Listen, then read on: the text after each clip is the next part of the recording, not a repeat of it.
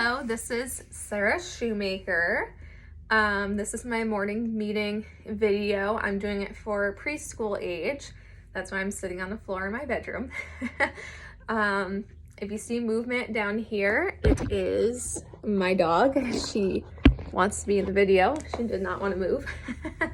Her name is Cookie. Say hello, Cookies. Hi. So this particular meeting that I'm going to be doing, I did over the summer when I was teaching pre-K. It was for STEM week. So at the beginning of the week, this was more for summer camp. If it was during the school year, obviously it would be different. Or we could do it at the beginning of the school year too. We did this astronaut song to learn names in the circle. So we go, astronaut, astronaut, do you know your name or not? My name is Sarah. And then everybody in the circle would say, good morning, Sarah. And then we go around the circle doing that for each of the kids. So we'd be like, astronaut, astronaut, do you know your name or not? And then I would point to a child, or not point, but I would go like this so they would know it's their turn, but we would go in a circle. And then they'd say, my name is Cookie. And we'd say, good morning, Cookie.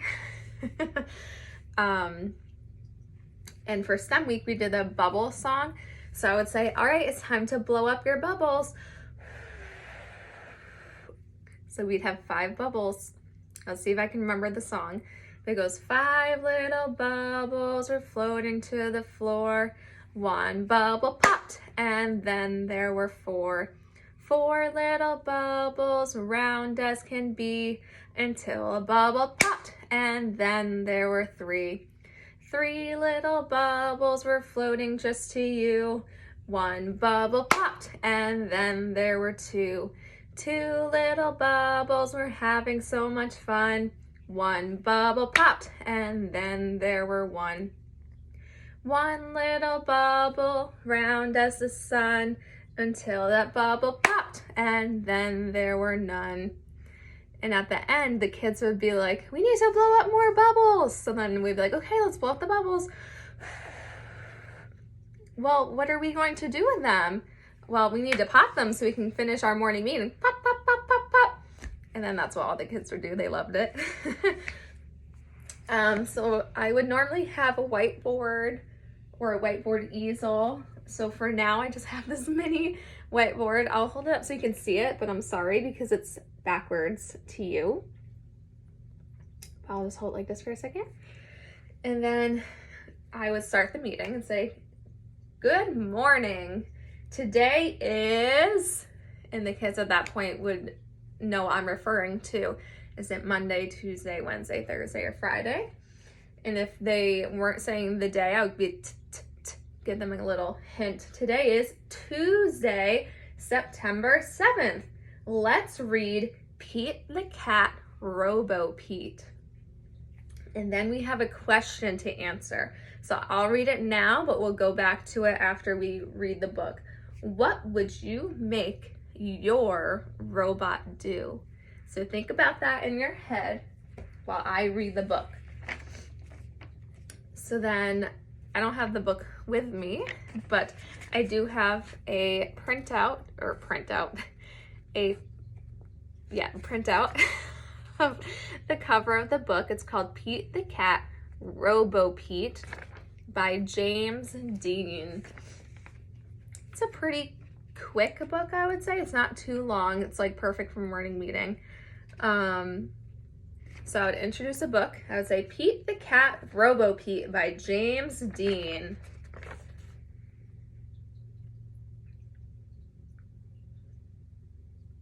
And make sure that everybody can see the cover. At this point, I would move to a chair just because I would be a little bit higher up and then I can make sure everybody can see the book.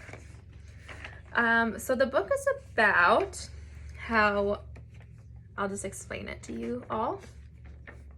Pete wants to play with his friends, but his friends don't necessarily want to do what he wants to do. So he decides to build a robot so the robot will do what he wants to do. and the robot ends up, I don't know, Pete sees his friends having fun. He decides, well, I want to go do what my friends are doing. And the robot wants to do his own thing, pretty much. So then Pete ends up playing with his friends again, and then he realizes, you know, like, you should pretty much be flexible and be able to do what you want and what your friends want. So I would read that book, and then I would refer back to my whiteboard and I would ask the question, or before that, we would talk about, so in the book, Pete makes his robot do lots of different activities with him, like throwing a ball back and forth, or I can't think of what else Pete did in the book at this point in time because I read this about a few weeks ago. Let me just try and think if I can think of something quick. Oh, they played hide and seek. He played catch, like baseball, with him. So we would discuss like some of the different things that Pete made his robot do. And then I would say, okay, friends, we're going to read the question that we read at the beginning of our morning meeting so we can discuss it. What would you make your robot do? So if you had a robot in your life, you made one, you bought one, or you made one like Pete did, what would you make your robot do? It could do something for you, or it can do an activity with you. So that is where the group discussion would come in. And normally I would have a talking block, but I don't have a block, so I'm just using my perfume bottle. And I probably would not go first just because I know whatever I say, the kids, especially preschoolers, are going to repeat what I say or say something similar.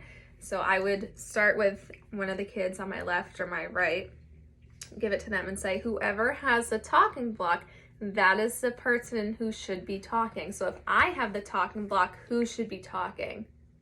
And then everyone would say, only me, like Sarah, should be talking. Or for example, if, I don't know, Megan has the talking block, who should be talking? And everyone would say, Megan. So we'd pass around the circle, and each time the child gets the talking block, I would say, Avery, or whatever the child's name is, if you had a robot, what would you make your robot do? And they could say literally anything. There's no right or wrong answer. When I did it in the summer, a lot of kids said they would have their robot make them money. And I would ask them, well, can I have some of that money if you're gonna make you money? Some of the kids said that they would have them cook for them and stuff like that. So then I would go, after all the kids had a turn, I would go last, and if I had a robot, I would probably make it drive me places so I don't need to drive. Not that I hate driving, but it'd be nice to be chauffeured every now and then. So that would be the question, and then I would tell them what the art activity would be, which is they would be creating their own robot using different art materials. So when I did it in the summer, I only did collage materials. I cut out different shapes for them to glue on into however they wanted to make their robots. If I did it again, I would probably put out more diverse materials. So I'd put out maybe watercolors. I would do the shapes again. Maybe just like not just construction paper, like shiny paper. So like not tinfoil paper, but like, you know what I mean? That shiny paper. I'd put out that stuff, and it would only be a couple kids at a time. So that would be the activity to do during the day. And then at the end of the day, after everyone's made their robot, we would come together at closing circle and do a little robot share if they wanted. If someone did not want to, you know, stand up in front of the group, they didn't have to. I could show their robot artwork. And I also would not make an example for them just because, again, they would, there would be similarities between mine and theirs, and I want them to make their own thing. That's why I would only have 1 or 2 of them do it at a time. And again, at the end of the day, they would share and then maybe talk about their robot a little bit if they want, and give their robot names too. Like if I had a robot, mine would be Sarahbot or something. Sarah 2.0. So they can make their robot names, create their own robot, and then share at the end of the day their robot. And that's pretty much what my morning meeting would be, by starting with a song, the bubble song, or a greeting, depending on if it was the very beginning of the school year or not. And then reading the morning meeting message, having a little discussion and group share one at a time for a turn taking, read the book before the turn discussion, and then discuss what the art project is. And at the end of the day, we do a little closing circle to share the robots that everybody created. And I think that's what my morning meeting is. I know I'm just rambling on, but it's definitely hard to do over this with no kids in front of me. So yeah, hopefully that was good. And that's the end.